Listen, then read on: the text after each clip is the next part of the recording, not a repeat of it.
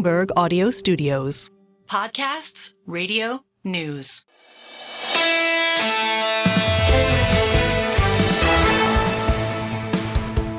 Single best idea. We'll go quickly today. We're hoping that you see this as a short podcast to fit in with your other longer podcasts. I recommend David Gura, the Bloomberg The Big Take. They won awards. Why don't we win awards? I mean, the Gura mantle at home. You can't even keep the awards on it. It's getting so heavy. But The Big Take. Look for that out on Bloomberg and squeeze this one in as well. We're going to go quick here today. We got 3 conversations for you. First, we're going to talk to Thierry Wizman. He's with Macquarie, and he's really good at the 60,000 feet view. We did an audible with Dr. Wizman, and we said, okay, forget about global macro, China, and all that.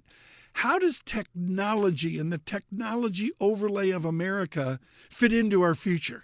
The investment in technology by these companies is going to continue. I think they are vested in the concept, certainly, of artificial intelligence and the productivity gains we're going to benefit from over time. The question is all of this investment that they're doing more than is optimal with respect to the productivity gains that are going to come out of this revolution?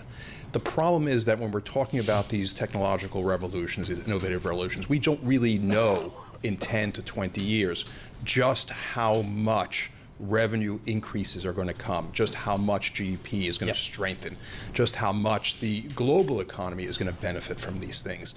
So I think the market doesn't like things that are 10 to 20 years in the future. And I think with these kinds of revolutions, that's what we're talking about. We haven't even started to scratch the surface with respect to what the applications of AI are going to be. Is it going to be in biotechnology and pharmacy? Is it going to be in consulting? Is it going to be in legal, et cetera?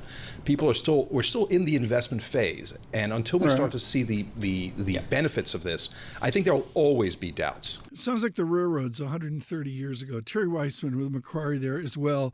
Coming down from 60,000 feet to 6 feet. Actually, I was watching the game last night, and there's Pat Sajak, Wheel of Fortune, and all that. Everybody's going mental. Mrs. Keene's going mental. Pat Sajak's out there, OMG, like in the 3rd row at Yankee Stadium. And one time there was like a foul ball that went over by the first baseline. There in the 7th row was Dan Ives of Wedbush Securities. We dragged him on after Yankees-Dodgers. And we said to Dan Ives, just simple here. You look at Microsoft, you look at all, give us an update. I think Wheel of Fortune's bullish, specifically for Amazon on the cloud side. I think that's going to be the upside there, as well as advertising. And for Apple, as we've talked about, this will be a better than expected iPhone number. And I think optimistic in terms of Cook going into what I believe is just going to be a monster December holiday season for iPhone 16 and AI driving that. Dan Ives of Wedbush, he said the game was painful. Well, he's a Mets fan, but he said it was New York painful. For all of you following the Dodgers, what a victory. Just absolutely joy to watch all of this baseball here. Finally, the thing about Joe Mathieu that's great, we're talking Thierry Wizman, 60,000 feet. Mathieu can go 60,000 feet presidential, who's going to be at the inauguration in January. But he also can go incredibly granular on the political process. I love how he talks about the word political practitioners from the balance of power.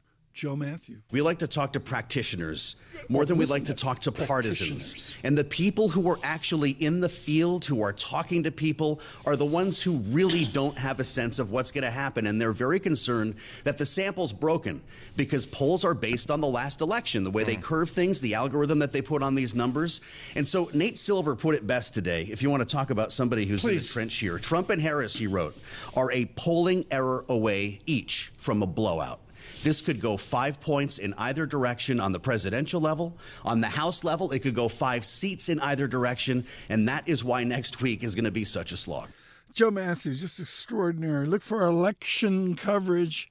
We're going to do that really all day Tuesday. Balance of Power will be there. And, of course, starting in the evening as well. And then at 7 p.m., Kaylee Lines, Joe Mathieu, John Farrow driving forward our coverage across the nation in a very long Tuesday night.